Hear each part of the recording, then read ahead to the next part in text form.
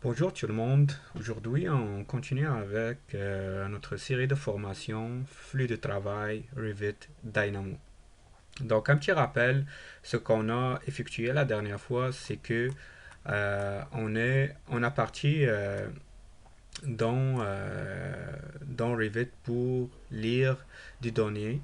Et dans ce cas-là, c'est des fenêtres et on a écrit ces données à l'aide de ce paramètre value by name dans le commentaire. Donc, c'était la marque de ou l'identifiant de fenêtre et on l'a écrit dans le commentaire. Aujourd'hui, on va continuer, mais cette fois-ci, c'est vraiment aller chercher de l'information qui n'est pas du texte, mais c'est de la géométrie. Donc, dans ce cas-là, c'est familyInstance.location.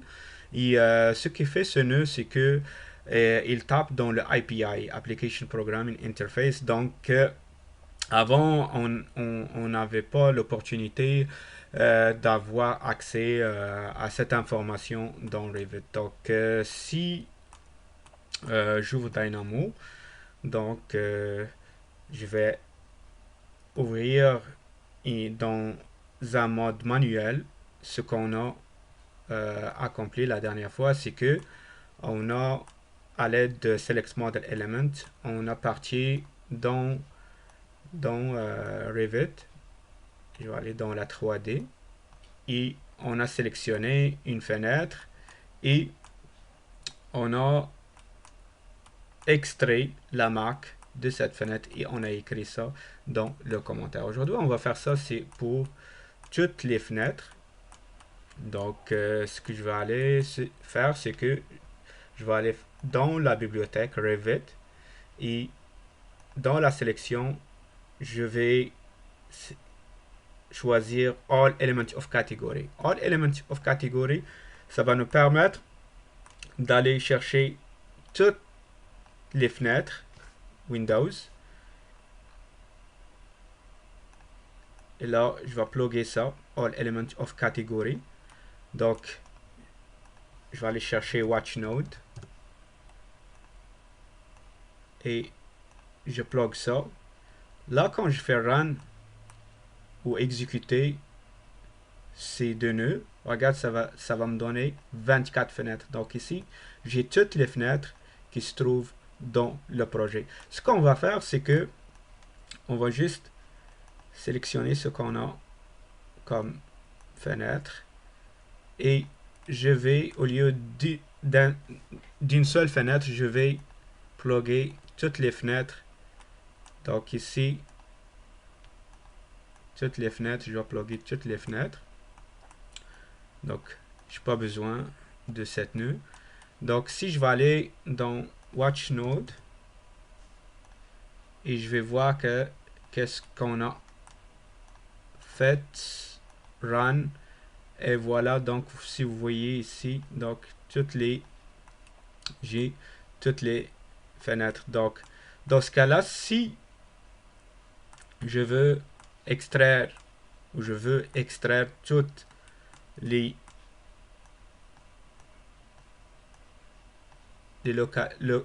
localisations des fenêtres, je vais aller chercher, comme on a vu dans les notes, family instance.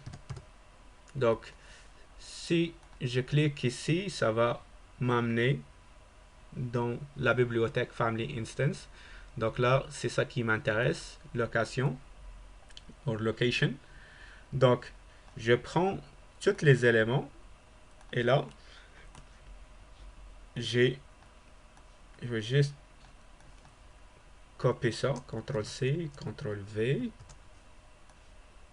et je plug cette nœud dans le Watch Node, je clique ici et voilà. Donc ici, j'ai toutes les coordonnées de ces fenêtres. Donc ici, vous voyez, ici c'est 24 et ici c'est 24. Donc ici, j'ai toutes les localisations de toutes les fenêtres. Donc si je vais réduire Dynamo et regarder dans Revit à côté, voilà, vous voyez que il y a un preview avec un point bleu. Donc ça me montre ce que j'ai fait dans Dynamo. Donc si je vais retourner encore à Dynamo, donc là ce que je vais dire à Dynamo, regarde, prends toute cette information ici de la localisation des fenêtres et je veux que cette information sera visible dans la propriété de la fenêtre. Donc je vais prendre ça et je vais plugger ici dans cet paramètre value by name. Donc je vais plugger ça et là je clique sur run. Regarde qu'est-ce qu'il m'a donné. Il m'a donné ici un warning, un avertissement. Ça veut dire que l'information que j'ai ici, donc c'est de la géométrie. C'est pas du texte, c'est pas des paramètres texte, mais c'est de la géométrie. Donc si je veux que cette information sera visible dans la propriété de mes fenêtres, comme le commentaire et comme l'identifiant et tout, il faut que je transforme cette information ou je convertis cette information qui en elle-même, c'est une riche information, c'est de l'information que j'aurai besoin dans mes tableaux ou dans mes tags. Donc, c'est très important de l'avoir dans la propriété de la fenêtre. Donc, ici, ce que je vais faire, je vais convertir cette information qui est de la géométrie, ici, les coordonnées, en texte ou string. Donc, pour ça, il fallait qu'on cherche ce qu'on appelle string from object. String from object, ce qu'il fait. Donc, ici, je l'ai ici. Donc, si je clique, je vais cliquer sur ici pour voir où il se trouve. Donc, je vais, donc, c'est dans core. Et dans core, c'est dans string. Et là, j'ai string from object. Donc, ça, c'est toutes les nœuds qu'on peut appliquer sur un texte. Donc, je peux cliquer ici string from object. Et là, je prends ce qui vient de... Je vais juste agrandir ça. Je prends ce qui vient de family instance location. Donc, ici, je n'ai pas besoin de watch node. Je vais le plugger directement ici. Là, je vais deleter cette watch node. Donc, ici, toute l'information qui vient de family instance location. Donc, je peux juste cliquer ici et voir ici au lieu de watch node. Donc, vous avez le choix à choisir comment vous voulez travailler. Donc, là, je prends cette information. Je vais aller juste cliquer ici.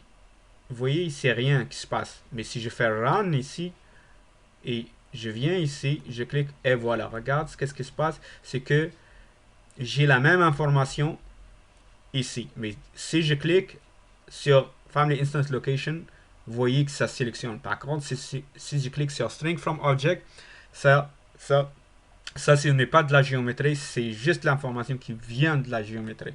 Donc, si je viens ici, dans le output, et je le plug ici, dans cette paramètre value by name, et je vais mettre Revit à côté, Dynamo à côté, et je clique sur Run. Donc ici, vous voyez dans le watch node, ce qui se passe, c'est que ici, je sélectionne n'importe quelle fenêtre et voilà. Regarde tout. Donc ici, l'information qui vient de Family Instance Location est écrite dans le commentaire.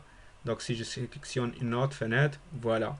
Donc ici, l'information qui vient de l'API maintenant est visible dans la propriété des familles Revit. Donc, ça, si je vais aller un petit peu, donc je vais deleter ça. Ça affiche juste la liste des familles. Donc, je vais aller plus loin de ça. Je vais prendre l'information de marque et je vais le merger avec, ou je vais l'additionner avec l'information qui vient de Family Instance Location. Pour faire ça, je vais faire juste right-click et je clique sur plus. Et là, j'ai cette nœud qui va additionner l'information qui vient ici de la marque et avec cette information qui vient de Family Instance Location. Donc, je vais le plugger ici. Là, si je fais Run, je clique ici et voilà. Donc ici, j'ai la marque, je vais juste zoomer plus proche. J'ai la marque avec la localisation de la fenêtre. Donc si je vais prendre cette information et je le plug dans la valeur et j'exécute ça, run, et voilà qu'est-ce qui se passe. Donc ici, tout ce qu'on a, fait l'addition ou la concatenation. Donc on peut l'avoir dans toutes les propriétés des fenêtres. Donc ça c'est juste un exemple. On peut avoir pour les portes. Donc la fenêtre c'est juste un exemple des catégories de Revit. Donc si j'aimerais par exemple faire un tableau, donc ici je vais aller dans View, Schedule. Là je vais aller chercher Windows. Là je vais aller dans Windows. Et là je vais aller chercher ici le paramètre commentaire. Je vais aller chercher aussi par exemple, le level. Donc la fenêtre se trouve dans quel niveau. Et je vais aller chercher la famille et le type. Donc ici, je vais aller juste l'arranger comme ça. Et je fais OK. Et voilà cette information qu'on a ici sur la localisation ici des fenêtres. Donc ça, c'est juste un exemple. On peut appliquer ça sur plusieurs cas. Donc ici, ce qu'on a avec Dynamo, c'est que on peut manipuler l'information qui était juste accessible juste avec le API avant. Maintenant, avec Dynamo, on peut faire cette calcul. Donc ici, c'est que si vous voulez, par exemple, vous pouvez faire des groupes de ça, par exemple.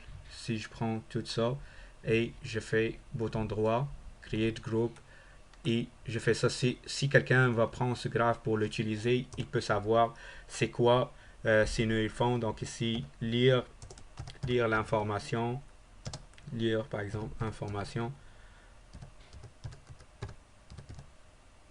lire information de Revit. Et là, je peux faire clic, bouton droit, et je peux le rendre plus visible. Donc ici, et vous avez déjà l'idée, donc vous pouvez faire ça par exemple pour ces deux nœuds. Et je fais right click, sélectionner les deux, bouton droit, create group. Donc ici, addition par exemple, ou je peux dire calcul.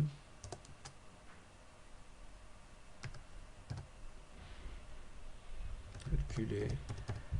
Donc ici, c'est juste un exemple. Donc c'est ça. Donc ici, vraiment très important ici de comprendre ce flux de travail parce que on peut prendre cet exemple et on peut utiliser ça dans plusieurs scénarios. Merci beaucoup de regarder. J'espère que ça vous aide à comprendre un petit peu le flux de travail de Dynamo.